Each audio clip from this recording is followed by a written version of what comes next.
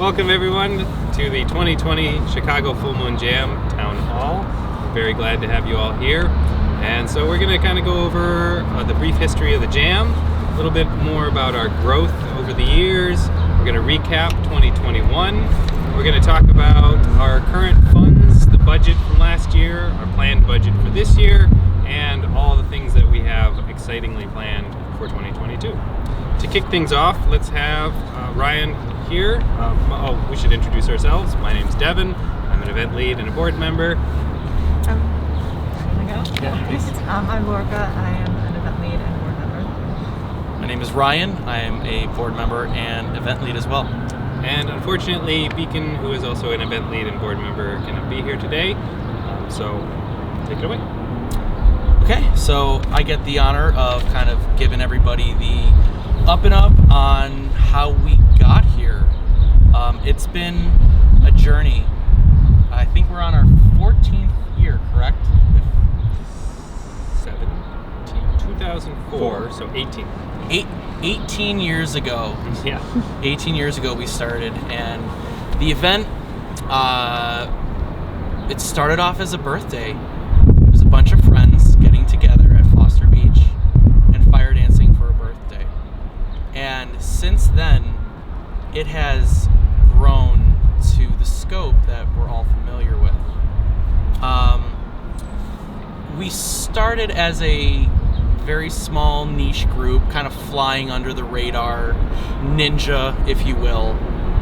But due to just the obvious draw that the Full Moon Jam offers, we've grown. And we've gained so much notability, so much responsibility from the city of Chicago, from our peers, from our fellow fire dancers, and community at large. I'm not going to, toot our own horn, but we're looked at as somewhat of the gold standard of fire dancing and fire dancing responsibility, not only in Chicago, but among a lot of other major cities and smaller towns. What started off as kind of ragtag has now morphed into the professional troupe that we are. We're very regimented. We've changed quite a bit over the last 18 years. It used to be you show up, you perform, and you get out.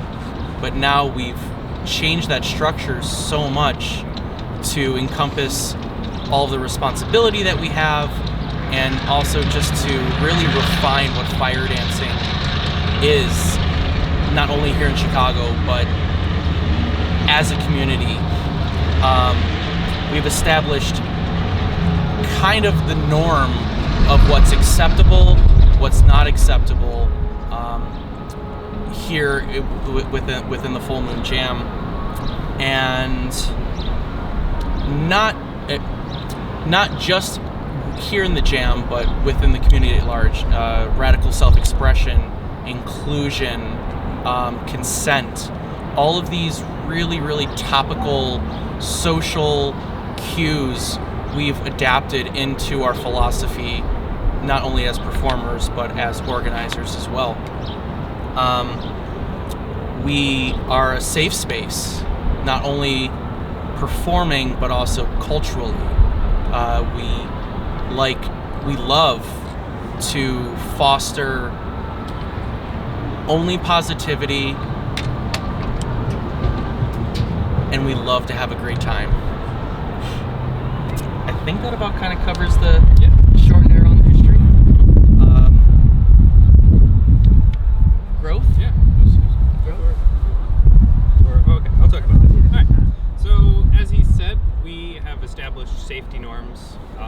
Nationally, we've really kind of pushed forward on curating and figuring out exactly the best practices for fire performance in general. And this, of course, has had a ripple effect to multiple other organizations and all nationally. We've also created an ecosystem within the jams themselves. So we have a bunch of subgroups. We've got the drummers and the fire dancers, of course, but now we've also encouraged and invited dozens of photographers and yoga and meditation groups and face painters and Taco trucks. And a myriad of other people that are coming to express themselves and share their passions and their joy with the community. Over the years, we've had a few near extinction events. First, we now require to pull permits. Secondly, we had issues with funding over the years because permits and insurance are expensive. And so through the use of crowdsourcing and thanks to pyrotechnique and PEEP insurance, we were able to cover all of those bases. It took a lot of searching, and people came through and really saved the day. We were saved from the expenses of these by a crowdfunding campaign in 2015. And then this was offset by joining the Night Out in the Parks program through the City of Chicago Park District, which helped to decrease the costs, removed the park permit fees, and added additional funding in 2016. Our town hall tradition here started in 2019 when it became, when we were worried about insurance. Essentially, there, as far as we knew, were no insurance companies that provided broad coverage for events. Thankfully, somehow, Hoodie, one of our other board members who can't be here today, came through and miraculously found an insurance company that was able to provide exactly what we needed at a reasonable rate. So we had to raise a few more $1,000s, but it works, and we continue today. We have had participation in multiple parades over the past several years, starting with Halstead, and I think that was 2013, 12, something like that. So about 10 years we've been participating in parades. And a few years ago, we joined the Arts in the Dark Parade, which goes down State Street, and that's been a wonderful experience. We've also had some forays into other areas of the city. Little lobby areas where you just kind of congregate and change your shoes. In Maggie Daly Park and a few other areas of the city. And we have some exciting news on where we're trying to expand further this year, but I'll get into that later. And in 2016, as part of joining the Night Out in the Park program, we established the Full Moon Jam Foundation, which is a nonprofit 501c3 that helps to oversee all of the logistics and expenses and budgets for the organization. We've expanded our infrastructure. We've brought in, I think at our peak, we had about 30 organizers. We're about 24 now. So we have an inventory system, we have setup procedures, we've created multiple departments and teams to oversee watching different areas of the event, from Fuel Depot to the gate, to the fire circle itself, to our marketing and online media management. And so it's become quite a large structure. We've also, over the years, showcased several artists before the jam. During our setup, we invite other organizations to come in and feature themselves or put on performances. So we've had Circus Steam, Elements Ballet, Hadung Mara. They've all done group performances for us prior to the jam as kind of a showcase for themselves and their own participation in Night Out in the Park and other happenings for nonprofit organizations. We received in 2019 a grant from the DCASE, Department of Cultural Arts and Special Events, I think, for organized a choreographed performance, a fire performance at Cloudgate that was called Moonlight Parade. And so we had a wonderful turnout for that, which was an amazing experience, and again kind of helped to expand where we were featured throughout the city. It was rad. It was It was so very cool. awesome. It was so Yeah. rad. I hope we get to do it again. Yes. We've also expanded our educational programming. So we are now teaching classes at the University of Chicago and Northwestern. We're teaching fire safety and different POI instructional flow arts classes. And so we want to give a thanks to Night Out in the Parks, Peep Insurance, Pyrotechnique, which is now called Black Circle Creative, thank you. Yes. And of course, all the volunteers and organizers that have helped to keep this magical event going. Love you. So, Lorca will recap 21 Sure. active happenings. So 2021, we're still not entirely out of the pandemic yet, but we had a very successful year, that notwithstanding. We had 6 events total, 2 jams, 2 reserve jams, and the 2 parades that Devin mentioned, the Arts in the Dark Halloween Parade and the Halstead Halloween Parade. We nearly had 1 event at Humboldt Park, but it was canceled due to communication issues with the aldermen and safety concerns amidst recent violence in the area. We had the 2 parades, like Devin mentioned, and the education opportunities, the fire safety class at University of Chicago and Intro to POI at Northwestern. Other things that we had going on in 2021, we've really been emphasizing communication with the wider community and especially with the organizers as well. We've really tried to push to include the organizers in all of our decision making and really get their input on everything. And we started, I think, the newsletter in 2020, but that's again something that we've been pushing really hard to reach out to the broader community, especially because people, because of the pandemic or because of their own personal reasons, have kind of fallen off of Facebook, I feel like. So just making sure that we include people in the wider conversation. Another thing we have in the works is, and which has sort of been ongoing, is I should take this off. Can you hear me now? Is that better? Yes. Okay, sorry. Another project we've had ongoing in the works for quite some time is formulating a policy and procedure around consent incident reporting and consent violation reporting. And that is something that we've been reaching out to different organizations like the Consent Initiative, and who is the other organization in Chicago that we've been talking to? I forget. But that is something that is ongoing at the moment. We realize that there is a need for it in the community, and it's something that we have been putting out feelers around the city for different people who have instigated those kinds of policies and procedures in their own communities.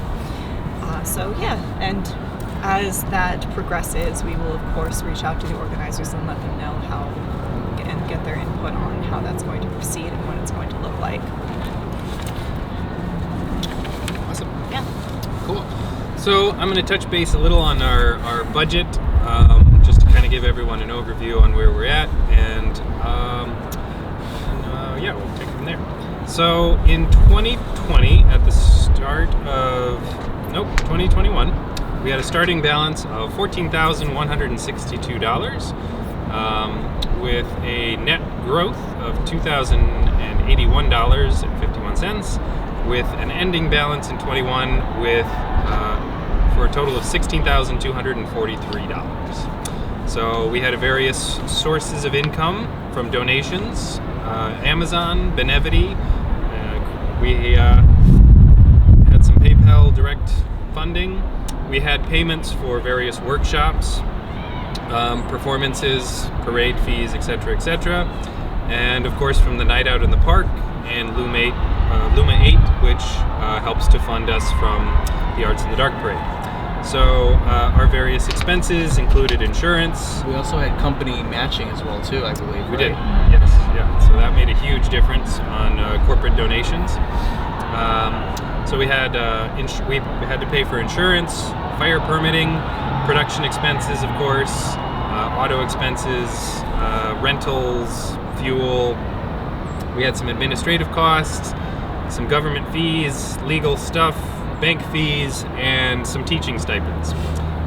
Overall, these are going to be updated and added to the video when this gets posted.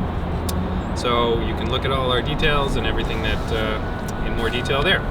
I did not unfortunately, print out 2022 budget, but rest assured everything's going to be paid for. And we have a couple of exciting things coming up.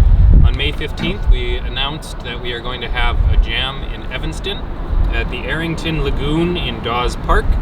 And this is being entirely sponsored by Citizens Greener Evanston, which is a nonprofit organization that's working to effectively green and encourage sustainable energy resources and other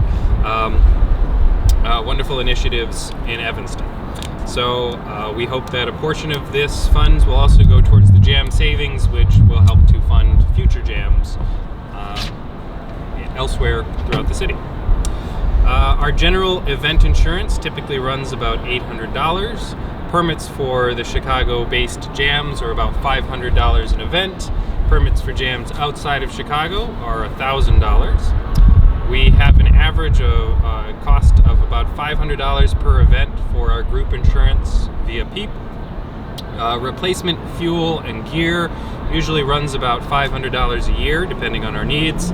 And the total cost of the jams for an average of 5 or 6 usually runs about $9,000.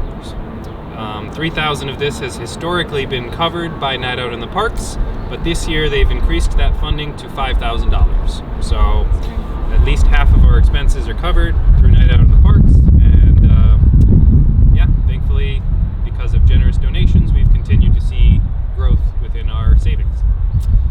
The remainder is, of course, through everything I just discussed. All right, so we have some exciting plans for 2022 and beyond. And so I'll go into that just a little bit. And then we have a special message from Michael LaHood, who again could not be here today, but wanted to convey his love. So we have 11 calendar events scheduled for 2022. And we can't announce all of the details of them yet, but we can say we do plan to host 6 different jam events. We have 3 reserve jam trainings planned, 2 parades, and we are hoping that later in the year we are going to host a jam on the south side of Chicago, again to encourage and increase the accessibility for all participants across Chicago, and to just kind of spread our wings a little bit more and to reach new people and new communities. And we're going to have a toga party. Oh, okay. All right. I didn't. Off script. So we again can't officially announce any of the dates of what we have planned. Obviously, you can deduce that we are going to host them around the full moon every month. So the first one is, of course, the Lunar Eclipse Jam on Sunday, May 15th at 7 o'clock. We are here at the Reserve Jam, which is where we host our trainings, and anyone that is new to fire spinning or has not fire spun at the jams before are required and are encouraged to come here so that we can, assess your skill level and provide a full in-depth safety training on the procedures that the jams are expected and required to adhere to. We also are continuously working and hoping to publish our operational manual. We are closer than ever to having it finished. It looks really good. There's just some tweaks we got to make and some revisions and things that we want to make sure we get right. But our objective with that is to provide a roadmap for people in other cities that hope to be able to do what we do, and do it safely and with the approval of their local jurisdiction. We want everyone to obviously respect fire and its inherent danger, and to follow the guidelines established by the NFPA 160, which is the overarching guidelines required for flame effects before an audience. It's a whole thing, but it's important. We obviously have a beautiful community that we want to continue to uplift and encourage, and we can only do that if everyone basically plays by the rules and performs safely. We also plan to update and rebrand the Chicago Fire Tribe group. We are going to restructure it. It's currently a kind of a unused Facebook page that we plan to revitalize and encourage people to showcase or share their promotions on whatever performances that they have coming up or other exciting opportunities.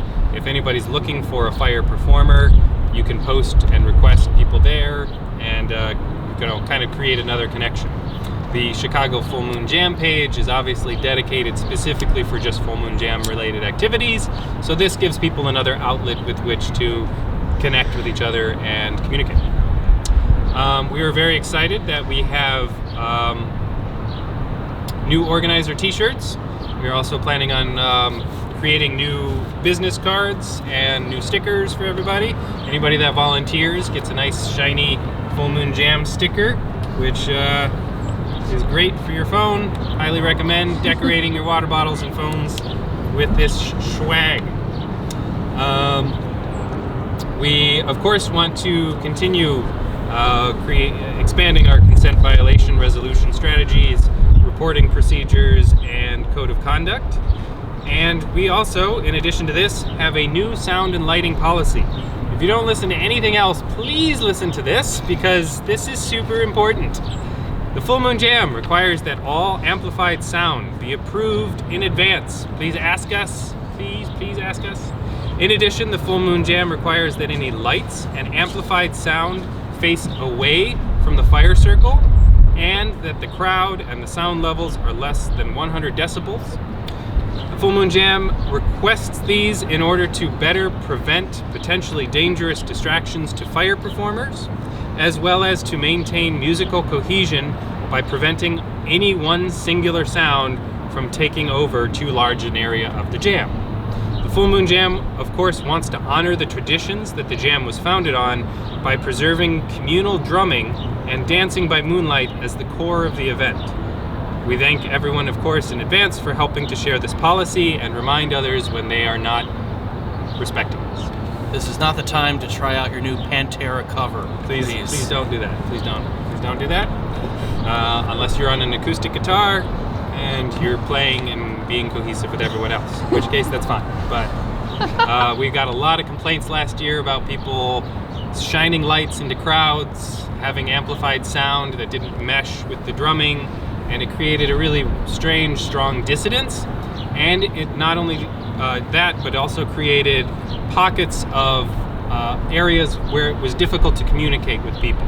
So we want to, of course, encourage expression and everyone to share their loves and their passions, but we have to do that, again, safely and mindfully with the entire community in consideration of it. Lastly, we are recruiting new board members this year, and we are, of course, looking for a variety of folks to do this, but in order to include him, I want to introduce Hoodie to discuss this further. It's Hoodie, and I hope that this message finds you all well. I'm sending this video from Sacramento, California, where I am working on my JOMO, the joy of missing out, because I'm really glad that even if I can't be there, everything is in full swing for the 2022 Jam season. I'm super excited for all that is in store, all that's planned, all the potential and the possibilities, and I'm just trying to revel in the joy that even if I'm not there, there is so much love and work being put into this, and it is going to show. The thing I wanted to talk with you guys, though, about was a signal boost for the Full Moon Jam Foundation board. We are accepting applications and nominations now to evolve the board into the next phase of what it can be. The Full Moon Jam Foundation has grown from, a very small kind of startup nonprofit where we were kind of figuring things out as we went along, and it has grown into something that is much more established. And we're still figuring all the things out as we go along. And there are a few different needs. First off, we could use people with skills that are directly applicable to running a nonprofit. Financial, legal skills, different sorts of awareness and knowledge, that sort of thing would be really helpful. We're really good at figuring things out, but it would really help us to not have to reinvent the wheel if a couple people were able to join in who have that experience more innately. The other things that we're looking for, and one person doesn't need to embody all of these, or two people, or three people, we are looking for a diversity of experiences in life and at the Full Moon Jam. In its history, the board for the Full Moon Jam Foundation has been comprised of fire dancers and fire performers in its totality. That's kind of where we started off, and that has been great, and it has really worked for how the jam has grown.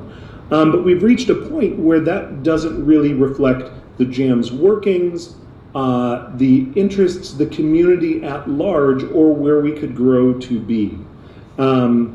So don't worry. If you are someone that doesn't have fire experience, you don't have to all of a sudden become an expert with fire. You won't have to handle fire. You won't have to, run things. That's what the event leads are for. They will produce the jams. And I want to take a moment and give a shout out to Devin, Lorca, Ryan, Beacon, and all of the organizers who put so much work into making the jams happen, and who have handled the past couple of years of uncertainty with incredible grace and perseverance, and I want to give them a huge personal thanks.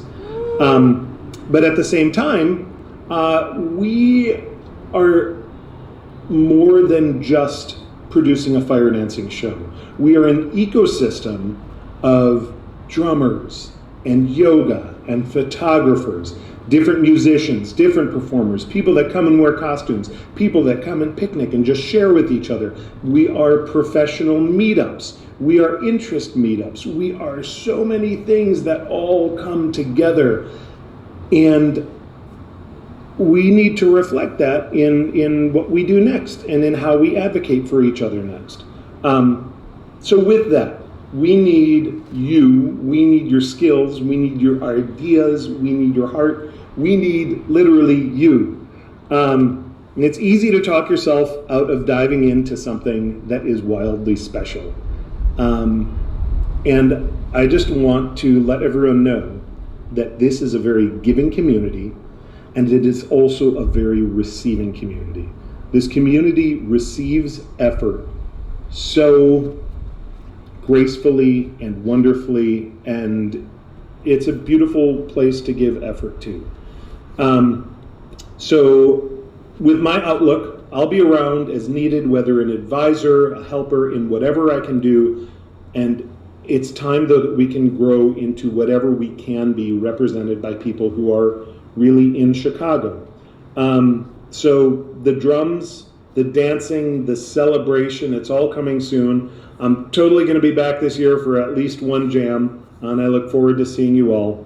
And let me and the rest of the board know if you have any questions. We're here for it all.